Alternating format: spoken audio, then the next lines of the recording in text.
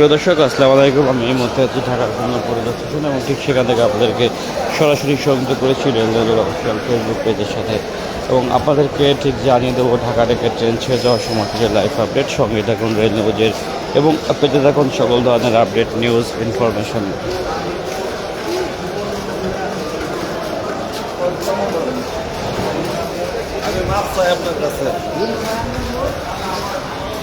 দর্শক, ঠিক যেমনটা দেখতে পাচ্ছেন যে অগ্নিবীণা এক্সপ্রেস যেটি 5 নম্বর প্ল্যাটফর্ম থেকে তারাকান্দির উদ্দেশ্যে 11:30 ছেড়ে যাওয়ার কথা ছিল, যেটি আসলে এখনও ছেড়ে যায়নি, এবং রাজশাহী কমিউটার যেটি চাঁপাইনবাবগঞ্জের উদ্দেশ্যে 12:15 ছাড়ার কথা রয়েছে, এখনও যেটি কোনো প্ল্যাটফর্মে দেওয়া হয়নি, এবং নারায়ণগঞ্জ কমিউটার যেটি 14 নম্বর প্ল্যাটফর্ম থেকে নারায়ণগঞ্জের উদ্দেশ্যে 12:25 ছেড়ে দেওয়ার কথা রয়েছে, এবং বনলতা এক্সপ্রেস যেটি চাঁপাইনবাবগঞ্জের উদ্দেশ্যে 1:30, চট্টলা এক্সপ্রেস চট্টগ্রামের উদ্দেশ্যে 2:15, সৌথ সিটি যেটি রাজশাহীর উদ্দেশ্যে 2:30, এবং নারায়ণগঞ্জ কমিউটার যেটি নারায়ণগঞ্জের উদ্দেশ্যে 2:45 ছেড়ে দেওয়ার কথা রয়েছে। প্রদর্শক, এই ছিল ঢাকা থেকে ট্রেন ছেড়ে দেওয়ার সময় সেটা লাইভ আপডেট, যেটি আসলে আমি আপনাদেরকে এই মুহূর্তে জানিয়ে দিলাম। এবং 5 নম্বর প্ল্যাটফর্মে যেখানে দাঁড়িয়ে রয়েছে অগ্নিবীণা এক্সপ্রেস যেটি তারাকান্দির উদ্দেশ্যে কিছু সময়ের মাঝেই ছেড়ে যাওয়ার কথা রয়েছে, ঠিক সেটি আমি আপনাদেরকে জানিয়ে দেবো। সঙ্গে থাকুন রেল নিউজের এবং পেতে থাকুন সকল ধরনের আপডেট নিউজ ইনফরমেশন।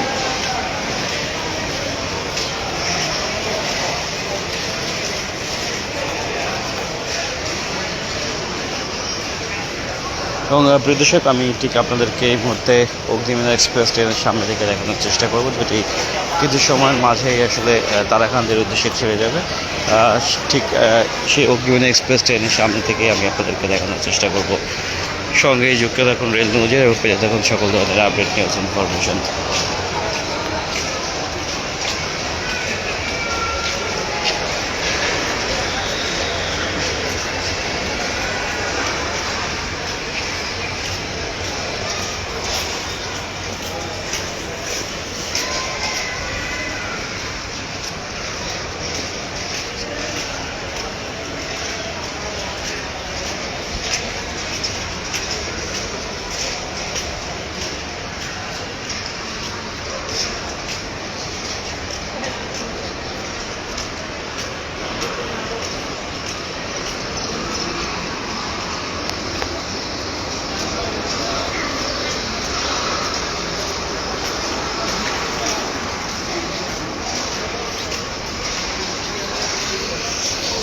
এবং প্রিয় দর্শক, আমি এই মুহূর্তে 5 নম্বর প্ল্যাটফর্ম থেকে আপনাদেরকে দেখানোর চেষ্টা করব, যেখান থেকে কিছু সময়ের মাঝেই অগ্নিবীণা এক্সপ্রেস ট্রেনটি ছেড়ে যাবে, ঠিক সেটি আমি আপনাদেরকে দেখানোর চেষ্টা করব।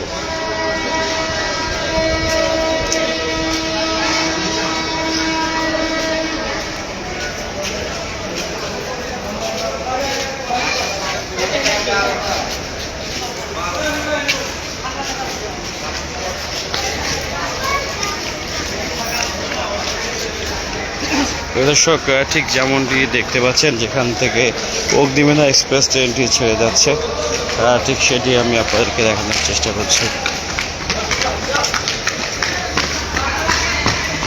দৌড়া দৌড়া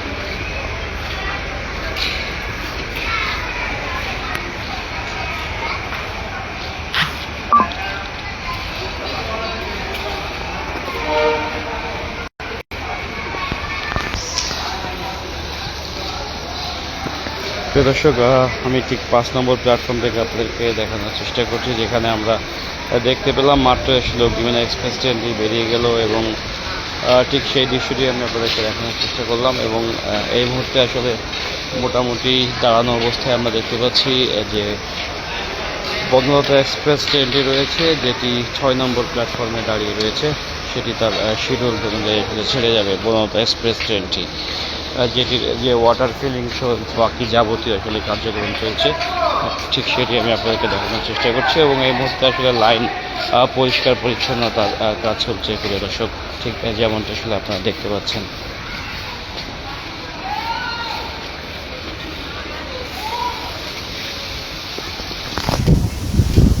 ঠিক যেখানে দেখছেন যে ওয়াটার ফিলিংয়ের কাজ চলছে প্রিয় দর্শক, যেমনটি আপনারা দেখতে পাচ্ছেন।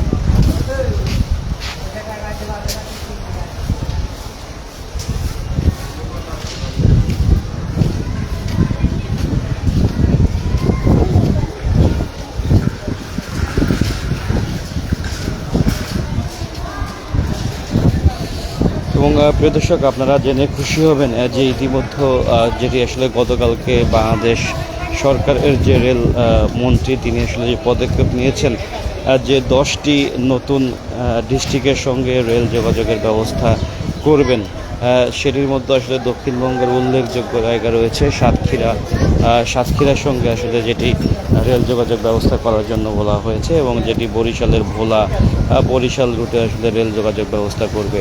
এরকম টোটাল 10টি নতুন জায়গাতে রেল যোগাযোগের আওতায় আনার চেষ্টা চলছে।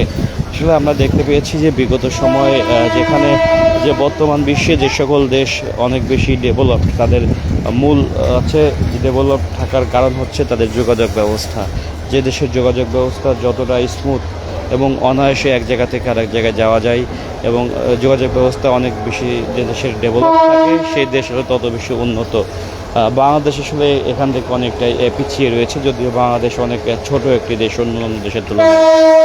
তারপরে আসলে বাংলাদেশে যোগাযোগ ব্যবস্থা সেরকম যে ডেভেলপ হয়নি, বাট সে বাংলাদেশকে যোগাযোগ ব্যবস্থার আধুনিকায়নের লক্ষ্যে বর্তমান বাংলাদেশ সরকারের নবনির্বাচিত সরকার যারা রয়েছেন, জনাব তারেক রহমান যিনি প্রধানমন্ত্রী, আসলে যিনি যে রেল খাতকে অনেক উন্নত করার জন্য বিশেষ যে গুরুত্ব দিচ্ছেন, এবং সেই লক্ষ্যে আসলে কাজ করে চলছে এই নবনির্বাচিত সরকারের প্রধানমন্ত্রী সহ সংশ্লিষ্ট সবাই।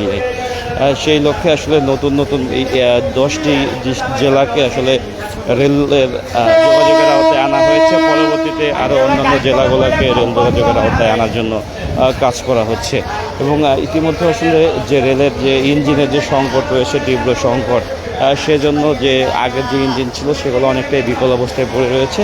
সেজন্য নতুন 30টি লোকোমোটিভ ইঞ্জিন করার জন্য যেটি ক্রয় আদেশ রেডি করা হয়েছে, হয়তো খুব রিসেন্টলি যেটি এক্সিকিউট হবে। এবং ইতিমধ্যে আমরা জানতে পেরেছি যে আরও প্রায় 200টির মতন রেলের যে বগি রয়েছে, সেই আসলে বগি বা ক্যারেজ যেটি আসলে ইন্ডিয়া থেকে অর্ডার দেওয়া হয়েছে। কারণ ইন্ডিয়ান যে বগিগুলো দেখা গিয়েছে যেগুলো চলছে ইতিমধ্যে আমাদের দেশের যে লং রুটের ট্রেনগুলোতে, বিশেষ করে পঞ্চগড় এক্সপ্রেস, তারপরে সিল্ক সিটি এক্সপ্রেস, যেগুলোতে প্রায় দেখা যায় যে এই ইন্ডিয়ান বগিগুলো রয়েছে, যেগুলো আসলে অত্যন্ত চমৎকারভাবে ফিটিং হয়েছে এবং আসলে কোনো ধরনের কোনো প্রবলেম ছাড়াই চলছে। সেই লক্ষ্যে আসলে ইন্ডিয়ান যে ক্যারেজগুলো অর্ডার দেওয়া হয়েছে। বাট যে ইন্দোনেশিয়ান যে ইনকা যেটি আসলে ক্যারেজ কেনা হয়েছিল, সেগুলো অনেকটাই ম্যাচ আপ খায় না, যে কারণে অনেক প্রবলেমের কারণে আসলে ইন্দোনেশিয়া থেকে আর বগি আপাতত কেনা হচ্ছে না। প্রিয় দর্শক, এই ছিল সর্বশেষ অবস্থা। আপনারা যে যেখান থেকে দেখছেন ভালো থাকবেন, সুস্থ থাকবেন। আসসালামু আলাইকুম।